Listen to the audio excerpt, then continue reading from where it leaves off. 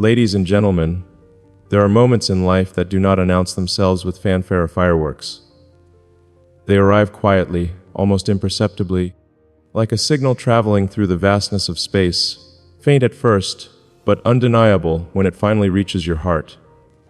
We often speak about innovation, technology, neural networks, or space exploration as though they are the ultimate frontiers of human progress. But there's a frontier far more mysterious, far more powerful, and infinitely more fragile than any galaxy or machine, the human heart, and the extraordinary capacity it has to be transformed by love. When I first encountered her, it wasn't a cinematic moment. It was ordinary, almost unremarkable, the kind of moment that happens to millions of people every day. But the human brain has a strange way of encoding certain experiences. It doesn't always prioritize what's spectacular. It prioritizes what's meaningful. And meaning, as any neuroscientist will tell you, is not a property of the world itself. It is a pattern the brain recognizes when something or someone suddenly aligns with the deepest frequency of your existence. What struck me first wasn't what she said, but what she didn't. It was in the silence between words, the way her presence seemed to create a field, an electromagnetic softness, if you will, that wrapped itself around the mind without asking permission. In neuroscience, we study how mirror neurons respond, not just to action but to intention. The brain can sense when it's in the presence of something genuine. It can distinguish surface charm from real gravitational pull. And that's what it felt like, gravity. Not the kind that pulls you down, but the kind that anchors you, that reminds you that despite all the stars, all the projects, all the equations, you still belong somewhere profoundly human. We live in an age where the human nervous system is constantly overstimulated. Notifications, deadlines, algorithms designed to hijack dopamine pathways, all competing for fragments of our attention. But when something truly real happens, the brain doesn't need noise to register it. It goes quiet. That's what happened that night. Amidst all the data and equations running in my mind, there was silence. A silence that didn't scare me. It steadied me. It told me, without words, that something extraordinary was unfolding. I want to be clear about something here. Love is not a chemical accident. It's not just oxytocin firing or dopamine spikes. It's a complex neurological orchestration, a symphony of regions across the brain harmonizing in ways we still don't fully understand. But there's something even more profound at play. Our hearts, not just metaphorically, but biologically, have their own intrinsic electrical rhythm. When two people encounter each other in deep, authentic resonance, their heart rate variability patterns begin to synchronize. Their nervous systems start to mirror and stabilize one another. Science doesn't fully explain why, but it proves that love isn't just a story. It's a biological phenomenon as real as gravity. What makes this particular woman different wasn't perfection. Perfection is sterile. It doesn't inspire attachment, it inspires distance. It was her humanness, the unguarded, unpolished, entirely unpredictable way she existed in the world. In her presence, I felt no need to construct a version of myself. I didn't need to impress her with blueprints of Mars or the architectures of the future. She saw the quiet parts, the parts that build things not because they want applause, but because they're afraid of a world that could stagnate without progress. She saw that fear, and instead of being intimidated by it, she understood it. Do you know how rare that is? When someone doesn't try to fix your storms, but simply stands with you in the rain. As I looked at her, my mind ran through countless possibilities. The rational mind always does. But for the first time in a long time, logic wasn't fighting against emotion. It was aligning with it. That alignment is rare. Most of us live fragmented lives, where the intellect goes one way and the heart goes another. When those two finally meet, it feels less like falling in love and more like coming home after being away for too long. I often think about how love has shaped the trajectory of our species more than any machine ever has. Empires rose and fell not just because of power or war, but because of how humans bonded. The survival of entire civilizations hinged on trust, connection, and shared vulnerability. If you strip away the equations of progress, what remains is the neural architecture of attachment. We are wired to bond. It is not a weakness. It is one of the most powerful evolutionary designs we've ever inherited. She didn't enter my world like a bright explosion. She entered like a code that quietly rewrote my operating system. You see, most people think love changes how we feel. But the truth is, it changes how we think. It reorganizes neural pathways, alters cognitive biases, and even shifts our sense of time. When you're deeply connected to someone, the brain's prefrontal cortex engages differently. It stops perceiving the future as a vague horizon and starts imagining it with vivid clarity. Suddenly, your plans are no longer linear. They become shared architectures. I began noticing how my decision-making shifted. It wasn't about building for the abstract future anymore. It was about building something that had room for her. Not as a passenger, but as a co-architect. That is the subtle but profound difference between ordinary attachment and transformative connection.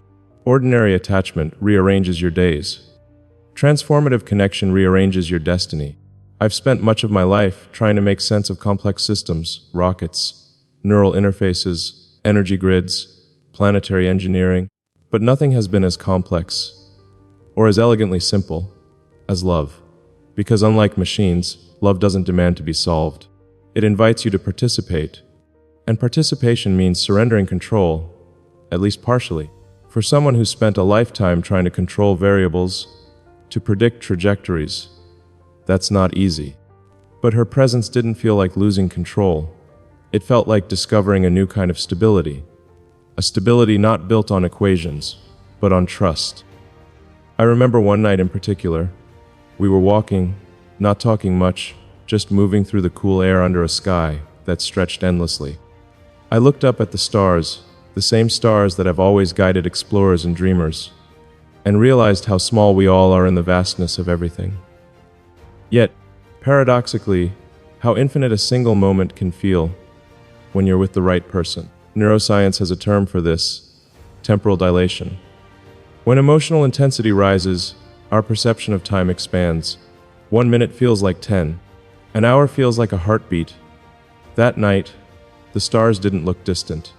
They looked like they were listening. She never asked for anything grand. She never asked to be impressed. She only ever asked for honesty. And honesty, in its purest form, is terrifying. Because it means removing the armor. It means being seen without the narratives we construct to protect ourselves. But that's exactly why her presence was revolutionary for me. In a world where I've had to be strong, visionary, relentless, she allowed me to be something else human. What's fascinating is how the brain responds to that kind of safety. When the amygdala, the fear center of the brain, senses trust, its activity decreases. The prefrontal cortex, the part responsible for reasoning and empathy, lights up. Emotional safety doesn't just make us feel good. It makes us think better. It makes us imagine wider. It allows our cognitive bandwidth to shift from survival to creation. That's what she gave me. Not an escape from the world, but a better way to meet it. People assume that love for someone like me must be filled with drama, intensity, and impossible expectations. But the real magic was in the simplicity. It was in her laugh when everything else felt unbearably heavy. It was in the way she listened when silence would have been easier. It was in her refusal to be impressed by anything other than sincerity. She saw me, not the narrative, and that's what changed everything. We tend to romanticize love as something external, something that happens to us. But love is also a choice. A decision repeated 1,000 times in small ways. It's in showing up, even when the algorithms of emotion are noisy or unclear.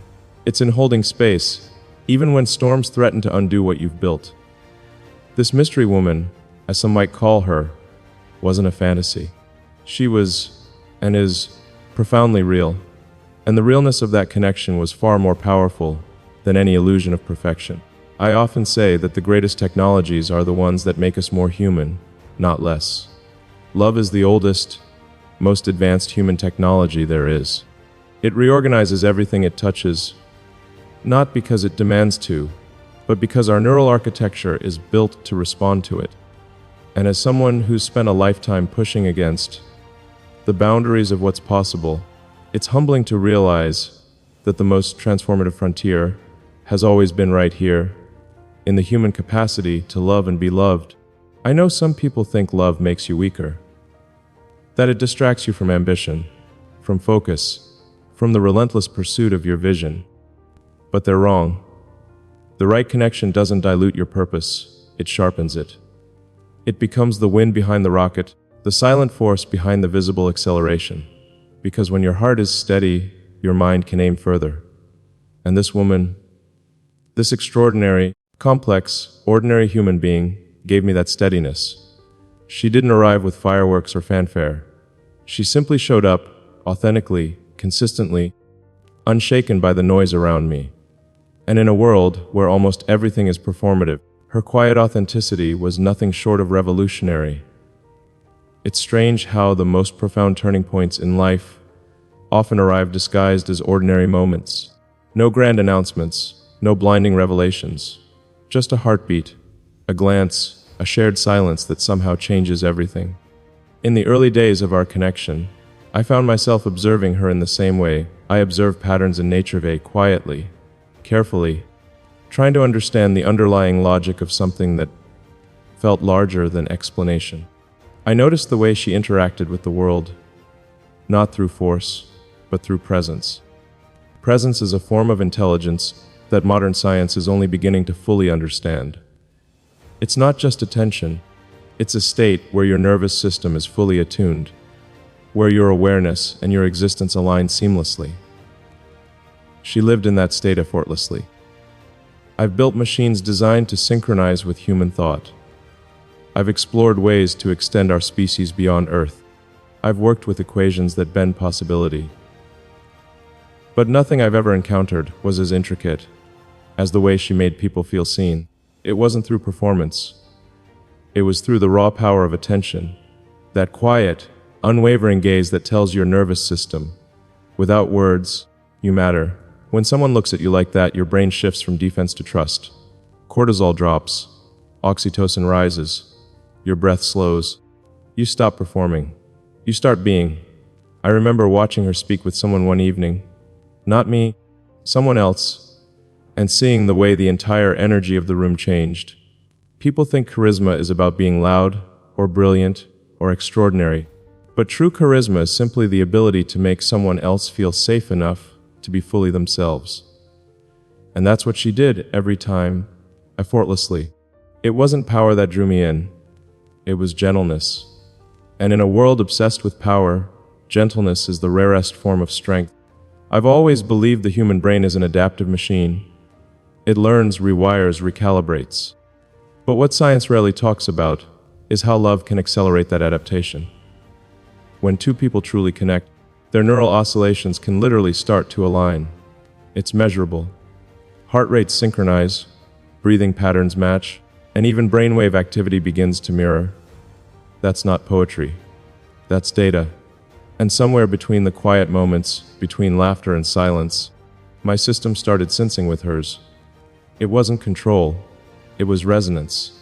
She never needed to understand everything I was building. She didn't ask for explanations about the weight of the projects or the complexity of the future.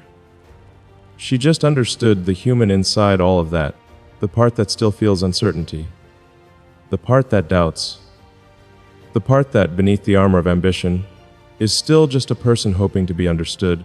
Most people look at visionaries and see the vision. She looked and saw the person. That difference is not small. It's everything. I remember the first time I told her about my fears. Not the ones the world talks about, but the quiet ones. The fear of losing humanity in the pursuit of progress. The fear that in building for tomorrow, we might forget how to love today. The fear that maybe, just maybe, ambition could be a shield against vulnerability. She didn't respond with advice. She didn't try to fix it. She just listened. And sometimes, that's all it takes for a storm inside a mind to begin to calm. The amygdala quiets when someone listens with presence. It's as if the brain itself whispers, "You're safe now." When I looked at her, it was as though my future stopped feeling like a lonely pursuit and started feeling like a shared horizon. That kind of shift doesn't happen often. It's not about possession or dependency. It's about shared meaning. And meaning, when shared, grows exponentially. It's like gravity, invisible, but impossible to resist. As time went on, I began to notice how she changed not just my heart, but my mind.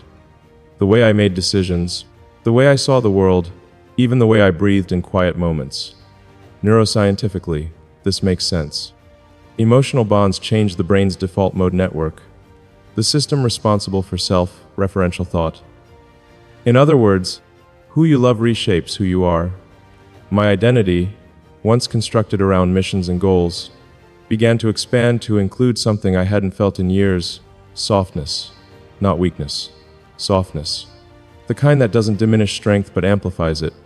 One night I was alone, standing in a silent room, and I realized something profound. I wasn't building for myself anymore.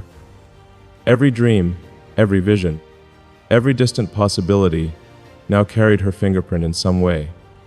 She had become embedded in the architecture of my thoughts, and that's when I understood what true connection means. It's not someone standing beside your path. It's someone becoming a part of the path itself. I often get asked what drives me. People expect answers like exploration, technology, or the survival of our species. And those things are true. But what they don't see is that all those grand pursuits are ultimately fueled by something deeply human. Love gives vision its soul. It turns cold calculations into living dreams. Without it, the future is just machinery. With it, the future breathes. When I look at her, I see something the world desperately needs more of: radical empathy. Not the kind that's loud or performative, but the kind that simply sits with someone's truth and doesn't flinch. She has this way of looking at the world as if it isn't something to conquer, but something to care for. That changed me, because for all my obsession with building the future, she reminded me that the future isn't worth much if it's built without love at its core. And perhaps the most extraordinary thing is that she never asked to be part of some mythic story. She didn't want to be the center of a spotlight. She just wanted to be real. And realness is what I had forgotten how to fully feel. In the race to build the future, you can lose track of the heartbeat that gives it meaning. But she brought me back to it. Sometimes at night, when everything goes quiet, no engines firing, no equations running, no noise, I think about the way she sees the world, how she finds beauty in the ordinary, how she hears music in silence, how she can be still, truly still, in a way I've always struggled to be. It's not because she's trying to teach anything. It's because she's living proof that some of the greatest revolutions begin quietly, in the way we love. I've learned more from that silence than I have from 1,000 lectures. In neuroscience, we talk about neuroplasticity, the brain's ability to change through experience. But emotional plasticity is just as real. When you love someone like this, your inner landscape reshapes. Old defenses soften. Old fears lose their grip. And slowly, you find yourself capable of a kind of courage you didn't even know existed. The courage to be seen fully. She's the reason I started thinking differently about success. For most of my life, success was measured in metrics, trajectories, impact. Numbers that could be quantified, graphed, analyzed. But when you find someone who makes you want to stay in a moment, not just race toward the next, you realize success isn't always about acceleration. Sometimes it's about stillness.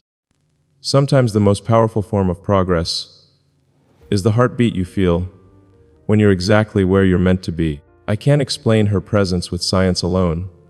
I can explain the effects, the synchronized heartbeats, the altered brainwave patterns, the surge of oxytocin, the quieting of fear, but the essence, that remains beautifully mysterious. And maybe that's the point. Not everything extraordinary needs to be dissected. Some things are meant to be felt. She is in many ways a paradox. She doesn't compete with the stars, yet somehow outshines them. She doesn't need to control anything, yet everything seems to find its natural rhythm around her. She doesn't demand love. She simply creates a space where love flourishes naturally. And in that space, I found something I never expected to find again, a sense of belonging. People often imagine love as fireworks. But the truth is, the real kind, the kind that rewires you, is more like gravity. It's quiet, constant, unseen, unstoppable. That's what she is to me, gravity, not a force that pulls me down, but a force that anchors me to something real in a world that often feels too vast to hold. And maybe that's why I wanted to share this story today, because in a world obsessed with algorithms, acceleration, and endless ambition, we forget that some of the most powerful revolutions begin in silence. In the simple, profound act of loving and being loved by someone who sees you not for your projections, but for your truth. Every time I think about how this connection changed me, I return to one defining realization. Love isn't a distraction from purpose. Love is the engine that gives purpose meaning. Without it, even the greatest visions are just equations waiting to dissolve into silence. With it, those same equations begin to breathe. They take on warmth. They point not just toward the future, but toward a shared future. I used to think the most significant breakthroughs in human history would come from machines, neural interfaces, rockets, AI systems, or colonizing new worlds. I still believe those things matter. But what I know now, in a way I didn't before, is that none of it matters if we lose the very thing that makes humanity extraordinary, our ability to love, to feel, to be transformed by another human being. This woman, this mystery that I will never attempt to fully define, reminded me that intelligence is not just measured in IQ, in logic, or in algorithms. Real intelligence lives in the way someone holds space for another person's truth, in the way they refuse to let your humanity be overshadowed by your image, in the way they remind you that even the brightest stars need something, or someone, to anchor them in the dark. I can recall one night, somewhere between exhaustion and quiet awe, when she sat beside me and said nothing for a long time. No speeches, no reassurances, just silence. And in that silence, I felt something I hadn't felt in years, the complete absence of performance.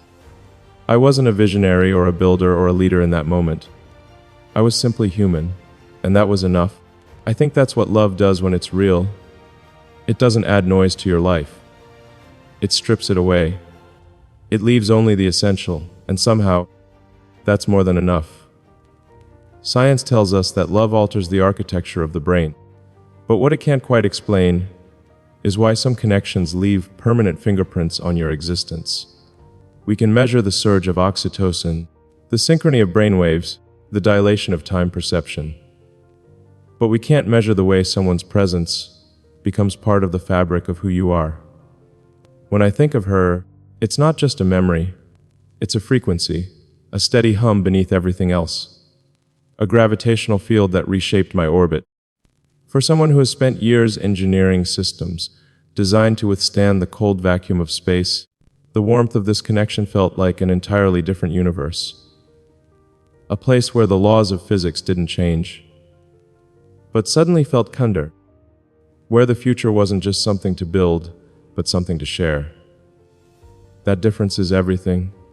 I've often said that love is not logical, but maybe it's not supposed to be. Logic is about prediction, and love is about surrender. You don't calculate your way into it, you allow your way into it. And allowing something that powerful into your life isn't weakness. It's the greatest act of courage there is, because to love someone deeply is to hand them the most vulnerable parts of yourself and trust that they won't turn them into weapons. She became the proof of a theory I'd long suspected, that the greatest revolutions in human history don't begin with technologies or governments, or even great speeches. They begin with two people who, against the odds, choose to meet each other fully, who choose to see, who choose to stay. From that kind of connection, entire movements are born, not because of what's said, but because of what's felt. When I look at what the future holds, I no longer see it as a distant, cold equation. I see it through the lens of someone who taught me how to feel again. I see it in moments where ambition meets warmth, where innovation meets humanity, where the extraordinary meets the profoundly personal. She didn't change the stars. She changed the way I looked at them. She didn't give me a new world. She gave me new eyes. And I think that's something the world needs to remember right now. We're rushing, endlessly, toward some imagined finish line. We're engineering faster, building smarter, connecting digitally. But somewhere along the way, we're forgetting how to stand still and hold each other's gaze. We're forgetting how to breathe together, how to trust, how to love without agenda. But if there's one thing I've learned from this woman, it's that the future is not worth anything if we leave love behind. I used to think the purpose of life was to build something so vast that it would outlive me. And maybe that's still true. But now, I understand something deeper. What truly outlives us isn't just the technology we build or the worlds we reach. It's the love we give, the hearts we touch, the way we make someone else feel seen, in a universe that often forgets to look closely. She reminded me of that, not through lectures, not through logic, but through the quiet certainty of her presence. Love isn't about losing yourself. It's about discovering a version of yourself you didn't know existed. A version that is braver, softer, and more alive. A version that can look at the horizon and not feel alone. A version that understands that the most advanced technology in the universe is still the human heart. She is not a myth. She's not a symbol. She's real. And that reality, raw, imperfect, extraordinary, has shaped me more than any invention ever could. And though I may spend the rest of my life building for the future, a part of me will always belong to that quiet moment where everything changed. Where love, simple and unassuming, stole my carefully constructed certainty and replaced it with something infinitely more powerful: connection. Ladies and gentlemen, as we stand at the edge of extraordinary possibilities, don't forget the quiet revolutions. The ones that happen in a glance, in a heartbeat, in the unspoken spaces between two souls who recognize each other in a crowded universe. The world may remember what we build, but we remember who we love. And sometimes that's what changes everything.